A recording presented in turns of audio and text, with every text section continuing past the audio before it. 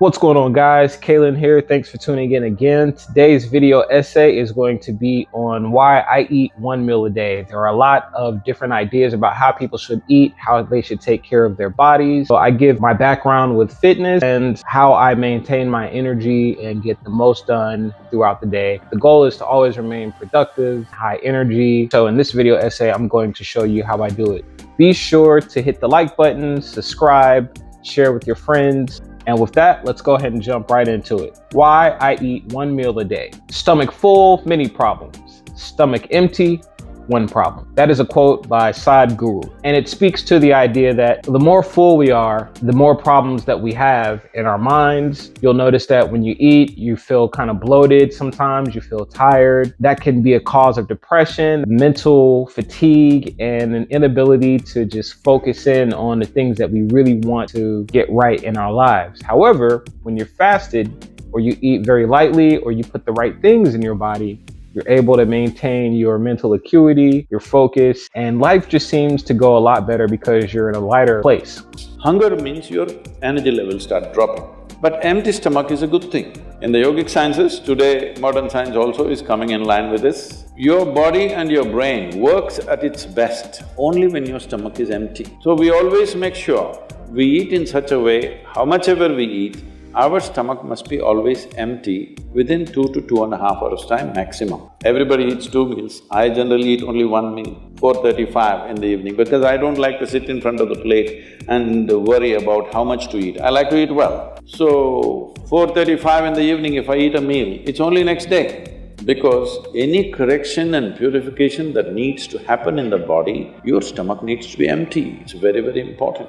Do you wake up most mornings and feel like you never went to sleep? Do you eat and afterward feel unable to do much else except fall asleep where you are? If so, the food you're consuming, both in quality and amount, is affecting the consistency of your energy levels. After 11 years of conscious experimentation with food, I've learned that when I eat only once during a 24-hour period, my energy for the entire day is perfect. In addition, I have whatever I'm going to eat for the day around the same time each day, usually eating my entire day's fill within 1 hour.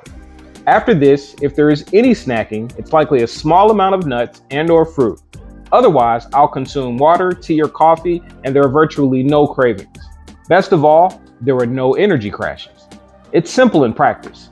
For 23 hours you fast, and within 1 hour, you eat. Balancing training with diet. That said, I'm only giving my experience with food consumption. Some of us are athletes and may need to eat more depending on our training. If you feel you need to eat more, then by all means, listen to your body. I've been training pretty consistently for 23 years. Since I was a teenager, my training regimen has consisted primarily of calisthenics to maintain peak condition. I noticed that once I was in really good shape, my body began to crave longer workouts or multiple power workouts in short bursts. After finishing a session, I'd have a boost of energy and noticed that my appetite was suppressed for at least an hour. I began to see that I could teach my body to depend less upon food for energy and more on physical activity. You might be thinking to yourself, how could I find the time to work out multiple times throughout the day if I'm in a work environment that doesn't permit me to work out regularly throughout the day? I figured out something to resolve this, and maybe it can work for you. You see, the body will motivate us with feelings, moods, and states in an effort to get us to pursue activity. However, I've noticed that if I regulate my energy and mood throughout the day by refraining from food for a 23-hour period, the necessity of working out throughout the day goes away.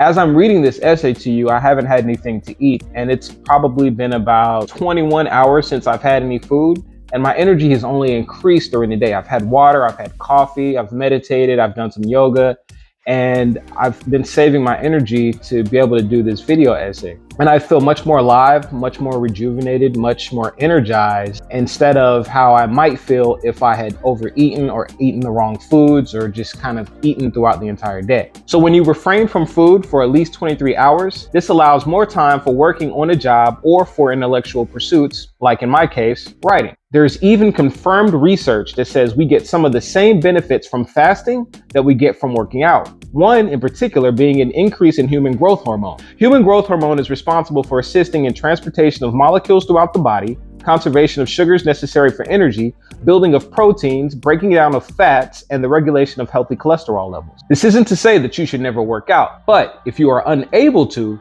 you can fast and your body will perceive it as a mild form of exercise. I've noticed that when I fast, I'm able to do more. And when I stretch and I do yoga, or when I go for a run, if I haven't eaten, I'm able to perform sometimes even better than I can if I have eaten. It's something about fasting, and if you've ever tried it, there's a rejuvenating quality that you get. Your body is burning fat, it's in autophagy, ketone bodies are being produced, your mental alertness is just prime. So if you haven't fasted, definitely maybe consult with someone who's done it, a physician, a friend, do some research on it and try it out for yourself. You will definitely be amazed at the benefits. Why I eat one meal. Eating once daily allows me to go through the whole day focused and alert. I drink hot tea and water to remain hydrated and refreshed until I decide to eat. As a fan of hot chocolate, I never missed a chance to have a cup. Aside from these drinks, the whole day is food-free unless, as I mentioned before, I have a handful of nuts or a piece of fruit. My experience has shown me that on an empty stomach, I'm more likely to achieve what I set out to do within a 24-hour period. On a full stomach, I become sluggish, especially if I consume heavily processed foods. If I do decide to eat during my fasting period, I'll have a salad, nuts, or fruit to satisfy the craving without depleting my energy. Our target is a body and mind that responds easily to challenges, stressors, and opportunities for the duration of your day. Don't be a slave to your stomach. One can acknowledge the need for food without becoming a slave to the body's cravings. What we want is a healthy association with food, not a dependency on it. When we are unaware of our triggers and cravings, we tend to blindly overstimulate our senses with external stimuli. This applies to anything we take into the body. When we're unconscious of our consumption habits, we give addictions the opportunity to grab hold of our mind. This has become the case in countries where food is abundant and largely commercialized for profit. Americans, in particular, are obsessed with food. A pop culture exists around eating, complete with celebrity cookware endorsements, state-of-the-art pans, culinary schools, and cooking shows. If that wasn't arousing enough, there is a multi-billion-dollar industry in America alone based around providing low-quality food to as many people as possible. Fast food chains and establishments quickly prepare and cheaply serve food with little regard for quality. I've been led to conclude that we have three problems on our hands when it comes to eating. 1, we regularly eat food that is unfit for us. 2, we eat too much food throughout the day. And 3, we're inconsistent with our meal timing. Poor food, poor life. When we're born, we eat whatever our parents place in front of us. Most parents do the best they can when it comes to feeding their children, yet are at a disadvantage due to a lack of authority over food production. Modern grocery stores have become the de facto food source for most citizens in westernized countries. Unless we cultivate our own food sources, we have very little control over the food that enters our homes. Much of our trouble with disease originates in our food choices. Many forms of cancer are a result of having a body full of toxins. What have you eaten today? Because what we innocently consume could be harming us. We've known for several years that certain food, such as processed meat, can increase our risk of disease. But now, French researchers have made a worrying link between ultra-processed food and cancer. Western diets are characterized by the intake of an average of, it could get to 50% of ultra-processed foods in our diets. Even a healthy product nutritionally can be ultra-processed because it can have food additives or preservatives or food colorant or sweeteners. So what do dietitians mean by ultra-processed foods, and how do they differ from unprocessed and processed foods? Unprocessed food, or it might be called raw food, is things like fruits, vegetables that are uncooked, nuts, seeds, those kind of things. Then to take it a notch up, you might have things like milk. And then the next level up from that is things like bread.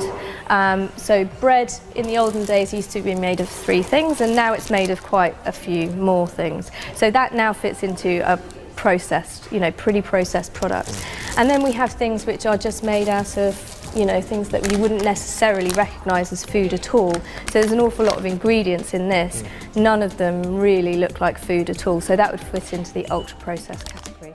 When a body no longer possesses the ability to cleanse the system of impurities found in our foods, we develop fatal conditions. The good news is that all of these conditions are reversible if caught early enough, and they are completely preventable if healthy measures are taken. The solution is to first understand the best foods for your body. You will need to conduct some research and experiment to find which foods optimize your body. It's wise to begin with natural organic foods that derive straight from the earth. Just about anything that comes out of the ground will be healthier than prepackaged items you find in a store or a restaurant.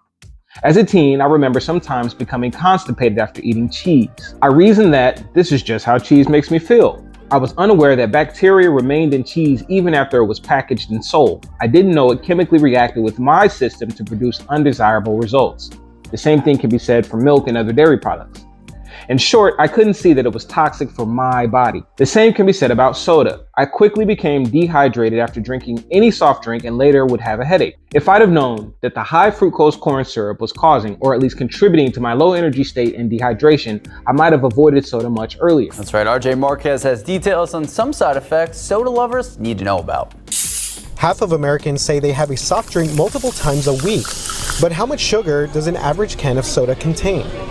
30 grams, 15 grams, I don't know. The answer is 32 grams. The American Heart Association recommends no more than 25 grams of sugar per day for women and 36 grams for men. Over time, the excess sugar is turned into fat in your liver, which can lead to non-alcoholic fatty liver disease. Next question, can soda affect your mind?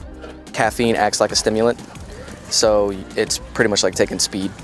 A study out of Australia found those who consume 16 ounces of soda per day were 60% more likely of having depression, stress-related problems, and even suicidal thoughts. And just by consuming 1 to 2 cans a day can increase your risk for diabetes by 26%. Think you're safe with diet soda? Well, think again. A study found artificially sweetened soft drinks such as diet soda were linked to increased risk for stroke and dementia.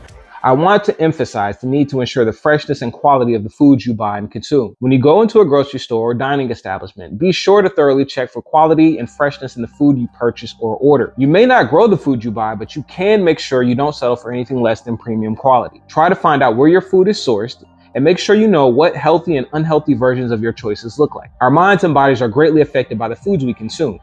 If you find yourself depressed or unmotivated to pursue goals and ideas that normally inspire you, consider what you're eating. Typically, my energy is high and I have an excitement for life. Particularly in the mornings, my energy is at its peak, just like with most people, and it is sustained at this level throughout the day. If I consume foods that aren't optimal for my body, then I suffer from low energy, tiredness, and a general feeling of malaise. It is during these times when I begin to entertain negative thoughts about life. But Kaylin, you mainly eat vegetables and non-processed foods, some of you may be saying.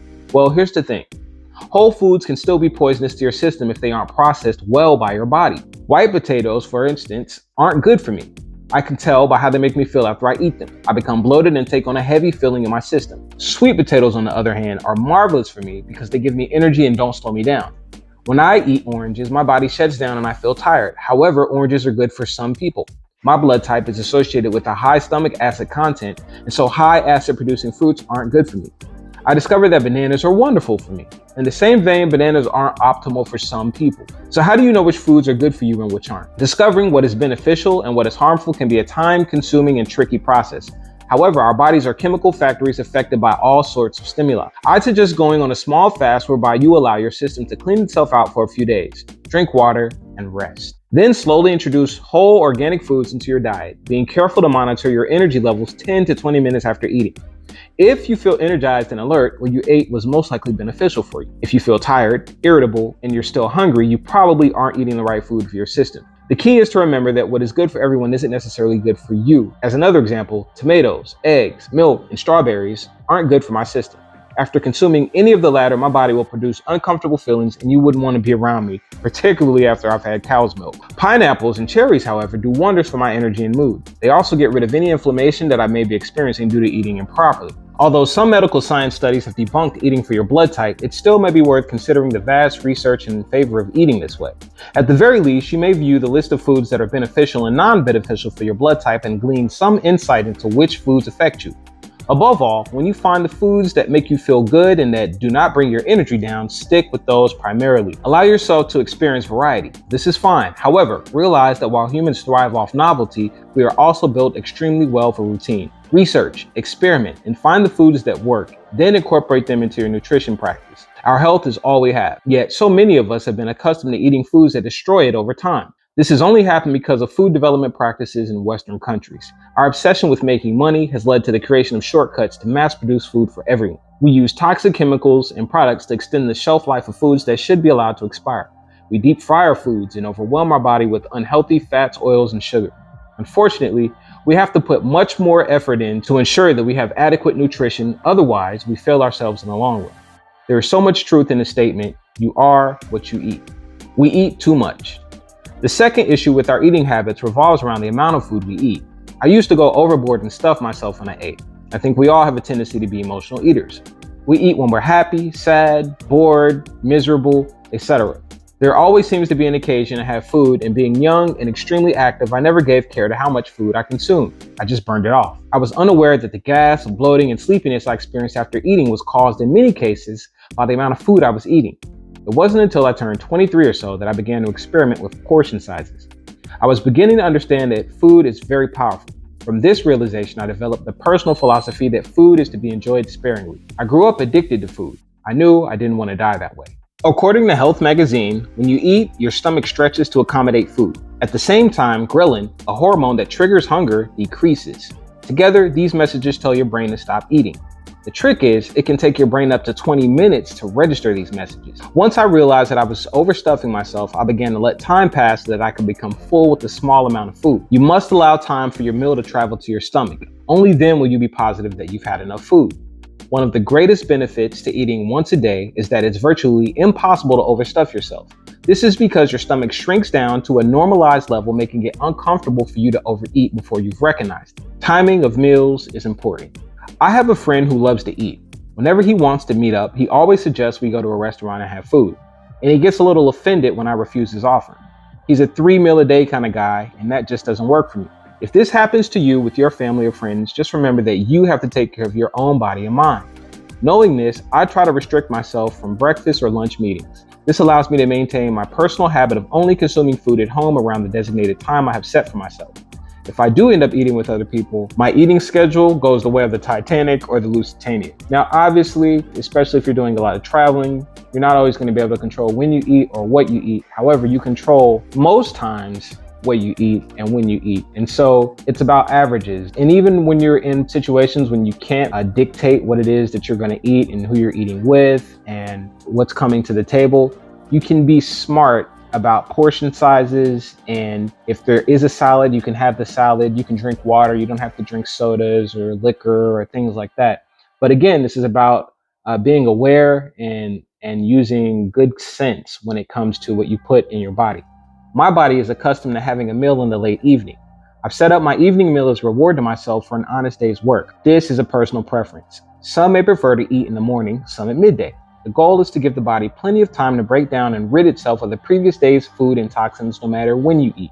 Too much food in the system causes blockages. When your bowels are moving slowly, you can feel irritable and weighed down. Another perk of limiting yourself to one meal is that you choose when you eat instead of being at the mercy of the world around you. If you get this part right, you will have almost godlike control of your energy levels. Final thoughts. If you take your food intake seriously and limit yourself to the right foods in the right proportions at consistent times, you'll find you don't have as many medical emergencies. You'll see that you control your eating, not your friends, not your family, not coworkers, and not the ads from gigantic food corporations. As you grow in your food journey, share your experiences with others. The only way to get the word out about eating right is to talk amongst family and friends. If you can learn and then help others build systems to produce and acquire wholesome food in your community, that will go a long way in resolving the problems humans have developed around food. Thanks guys for listening. Please be sure to like, share, and subscribe. Peace.